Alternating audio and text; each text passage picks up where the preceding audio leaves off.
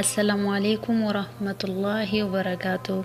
Harka fuuni akkam jirtu obboleewwan koo nagaa fayyaa keessanii alhamdulillah nagaan kooti.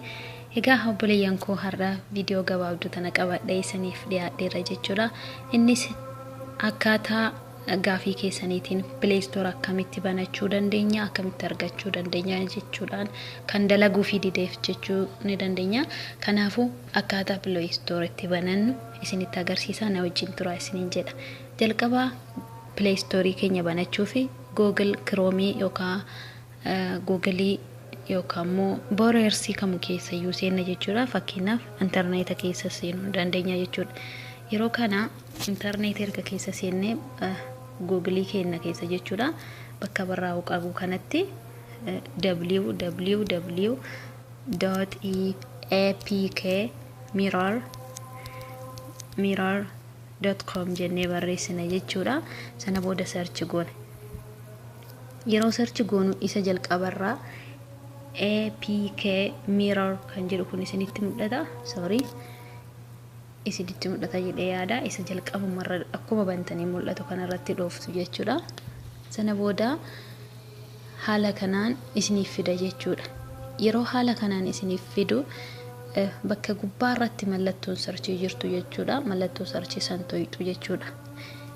Egasii asitti barreessitu bakka barraa'u qabu kanatti Google Play Store jettanii barreessitu jechuudha. Google Play Store jennee barreessina jechuudha.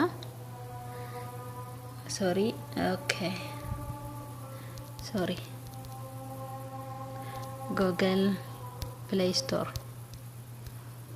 jennee barreessina jechuudha. Sana booda search goona jechuudha. Yeroo search goonu haala kanaan nuuf fida jechuudha. Yeroo search goonu Google Play Store version isaa haala garagaraatiin haala kanaan nuuf fida jechuudha. Yeroo inni haala kanaan nuuf fide kanneen keessaa kan version irra guddaa qabu filanna. Fakkeenyaaf inni jalqabarraa egaa akkuma argaa jirtan ka jalqabarraa kun Google Play Store jedhee version isaa isinitti mul'ata. Kan jalqabarraa version isaa 6.7 kan jedhudha.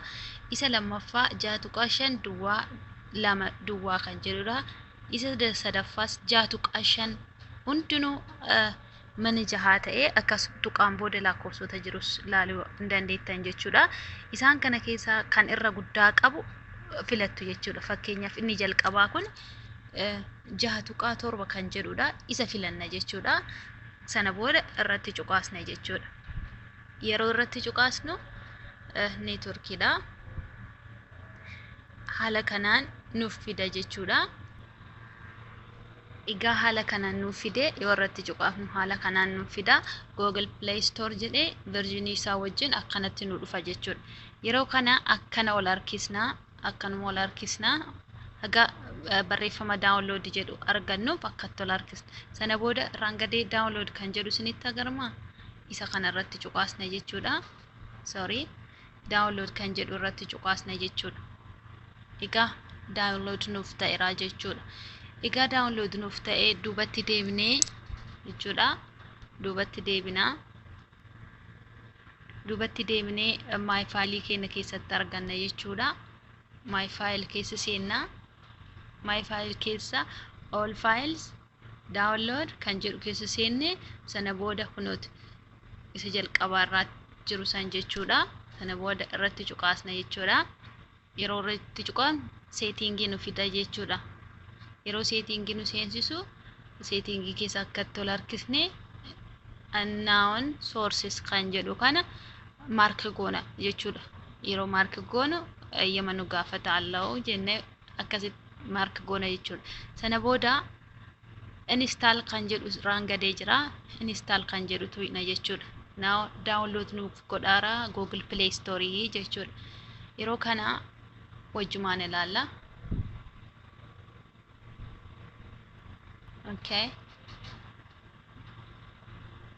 Version isaa kan irra guddaa filachuun baay'ee faayidaa qaba jechuudha. Baay'ee gaariidha.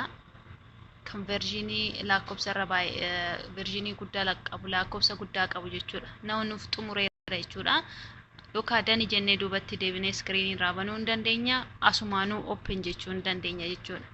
Yeroo open jennu Google Play Store keenya nuuf banaa jechuudha inshallah.